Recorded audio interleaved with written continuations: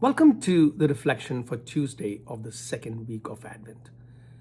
We are reaching the middle of the second week, and thus far, our first readings have been from the book of Isaiah.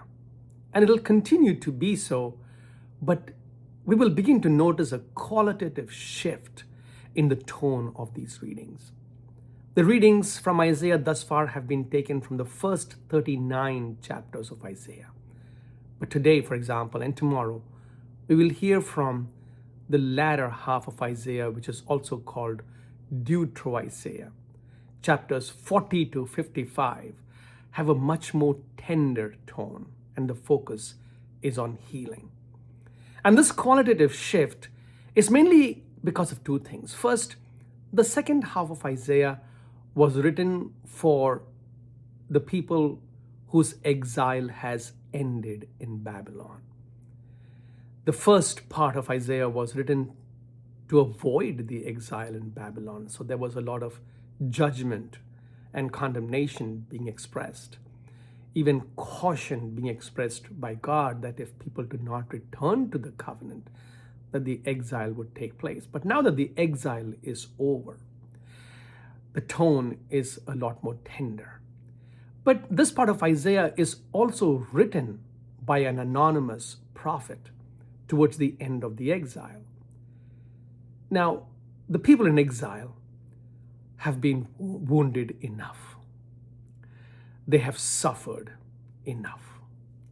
God offers comfort through Isaiah's words. And hear the words because this might be helpful for us as well today. Comfort. Give comfort to my people, says your God. Speak tenderly to Jerusalem and proclaim to her that her service is at end.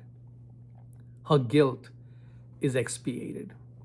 Indeed, she has received from the hand of the Lord double for all her sins. And then Isaiah, towards the end of today's reading, also says this, and it is our connection to the gospel reading. He says, like a shepherd, he feeds his flock. In his arms he gathers the lambs, carrying them in his bosom and leading the ewes with care. The people who heard these words in those days probably wept for joy. The tenderness and the comfort of the shepherd is what we read in today's gospel reading of the good shepherd and the stray sheep.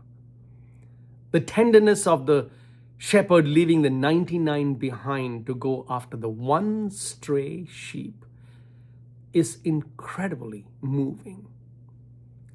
Jesus' question, if a man had 100 sheep and one of them goes astray, will he not leave the 99 in the hills and go in search of the stray, is really a rhetorical question. Because the answer is no. No one leaves the 99 and goes after the one. Our priority is always to sacrifice the one for the larger good. But what God is saying is that God cares for all, but then God also cares for each one of us.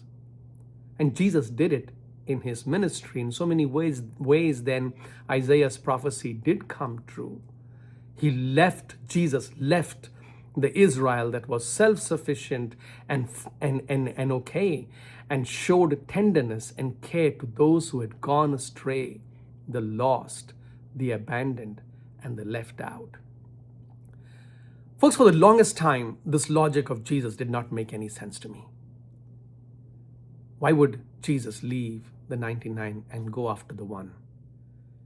And it did not make sense to me until I realized that I was that one. The fact that God does not abandon the lost made all the sense to me when I was the one who was lost. And thank God that God did not abandon that one, because he did bring me home. All of us at one point or another have strayed or have gotten lost. And thank God we have a God who picks us up with tenderness and brings us back home.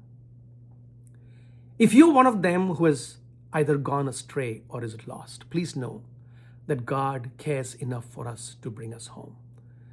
And if you're one of them who was part of the 99, please let us join the shepherd.